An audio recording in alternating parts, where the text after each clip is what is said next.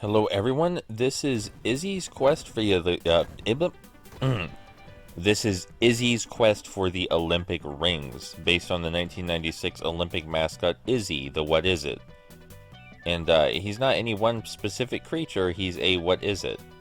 And I think originally he was meant to be genderless, but they refer to him as a he in the manual, and presumably in the cartoon this is based on. A cartoon which is now a lost piece of media, by the way.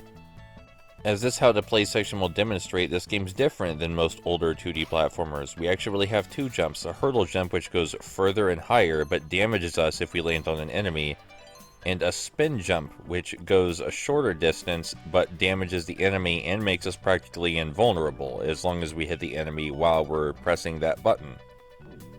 Like, we can actually kill enemies if we hit them from below with a spin jump, believe it or not. Kind of makes you super powered. Like, you can jump straight through projectiles, you can hit enemies from the side, sometimes you can phase through enemies if you hit them on the right frame of your spin jump. The spin jump is just amazing. As long as you're pressing that spin jump button while an enemy is attacking you, you are going to survive just fine.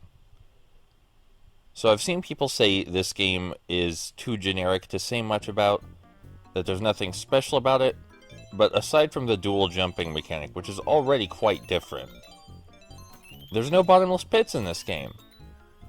I know, right? A 2D platformer? A retro one without bottomless pits? But it's true. No instant death bottomless pits in this game. When you fall down, you lose progress, but you don't just fucking instantly die. And there's lots of shit to collect. And perhaps the biggest gimmick, Izzy can transform. Because he's a What Is It. Can transform into a variety of things by touching those little star icons. They're not little star icons. Shouldn't have said little. Little is the opposite of what those fucking are. The variety of collectibles do different things. The medallions heal Izzy. He can take 2 hits. Takes 1 hit first, and then you have to collect 3 medallions to refill his health, and then you can take 2 hits again. Well, we're on a roll talking about things that are cool and different about Izzy. Izzy only really has 3 main stages, but there are 5 main collectibles to get. You might wonder how this works. Well, the bonus stages are kind of mandatory. You get the bonus stages by finishing the main levels in a certain amount of time, with a gold medal. After you clear a main level with a gold medal and reach the bonus stage, you have to finish the bonus stage without dying in order to obtain one of the Olympic rings. After you obtain all 5 Olympic rings and reach the gate to Atlanta, you then have to do one final level to reach the portal out of here and to Atlanta. The narrative doesn't make a whole lot of sense to me. I've read the manual a few times, and the back of the case says someone's stolen the Eternal Flame and we need to get it back and then use the flame to go outside of the torch and light the torch. I don't know why the torch just can't be lit from the outside without Izzy's help. I don't know why Izzy lives inside the torch or what's up with that, but this is based on a cartoon that is considered a lost piece of media. So I'm sure the cartoon expands on that a bit. So, yeah, this game's got some things going for it. To summarize, you have 2 different kinds of jumps, one which practically makes you... Let's start from the beginning. You have 2 kinds of jumps, one which practically makes you invincible to the enemies when used and is your offensive move, one which takes you further and higher, but, you know, you can take damage with that one. And your character can transform. The bonus stages are actually a core part of the game in that you have to complete the bonus stages in order to win the game properly. There are no bottomless pits, and perhaps most importantly, the game is actually playable by a normal person. Like, this is a Sega Genesis game. And a lot of retro platformers are mean. They are mean games that want you to replay them over and over and over again. Because that's what they did to get you value for your money, is they made the game so mean that it would be so hard to beat that you would be stuck playing it for fucking weeks. Not Izzy. Izzy realizes that a game can still have value without being mean and forcing you to replay it over and over. I wasn't forced to play Izzy 3 times. I played Izzy 3 times because it's fun to play. The things I value in a retro platformer are the exact inverse of what I value in a retro-inspired platformer. In a retro platformer, what I admire is game design that is fair and reasonable. Izzy absolutely checks that off. It's one of the few reasonable retro platformers I've found, alongside things like Run Saber and Mighty Morphin Power Rangers. Very okay game design. It's challenging enough, but a normal person could still beat it in an afternoon. What's wrong with that? Huh? What's wrong with that? And, the thing I value in retro-inspired platformers, those being the new indie platformers with pixel graphics that are supposed to be inspired by retro games, the things I value in those games are when they're completely unfair. If your game is retro-inspired and it's not completely unfair and annoying, you're lying about it being retro-inspired. I'm sorry, I've played enough retro games to know retro games are really unfair and mean most of the time.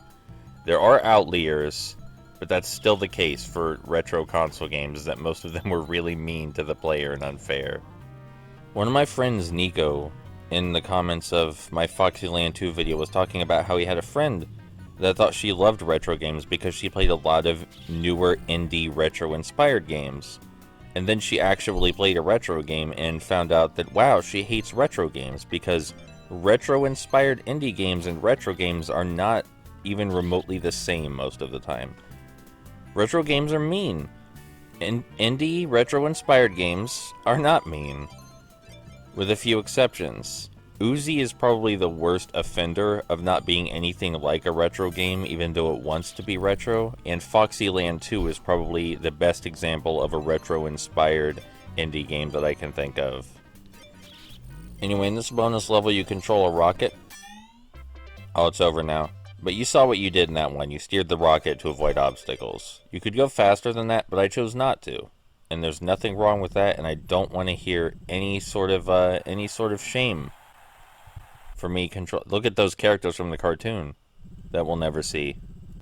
Anyway, yeah, most importantly, of all the nice things going for this game, it's fair. It's fair to the player. The game design is fair. You can just play this without having to rip your hair out. It's nice when that's the case, isn't it? Right? When you can just play a 2D platformer without having to rip your goddamn hair out? That's Izzy. Izzy does that for you, and that's why Izzy is important to me. Like, Izzy would be fine, even if it just had the other things going for it. Even if it just had the transforming, and the 2 jump types, and the lack of infinite pits, and the unique bonus stage structure, those would be fine by themselves, but the fact that it's actually fair? You know, count me in. Count me into Izzy's quest for the Olympic rings. I'm all fucking for it. Love this game. Good job, Alexandria. So, that being said, unless I dissect the level design bit by bit... Oh, I bounced off a projectile. You can do that with the spin jump. As I said, the spin jump makes you practically invulnerable. Anyway, as I was saying, unless I dissect the level design bit by bit individually, which could be done, but I don't think it needs done, then I think we're almost done talking about Izzy. Also, I forgot to mention Kadash. I don't know how I forgot to mention Kadash when Kadash is probably the most fair 2D platformer on the Sega Genesis, but it's also an action RPG. And I think I might primarily consider it an action RPG. But yeah, I don't know if anyone ever has cared, or ever will care, about what Izzy does that makes it different. But I cared. Also, I think Izzy's design is fine. As a mascot, I think his design is fine. Sue me.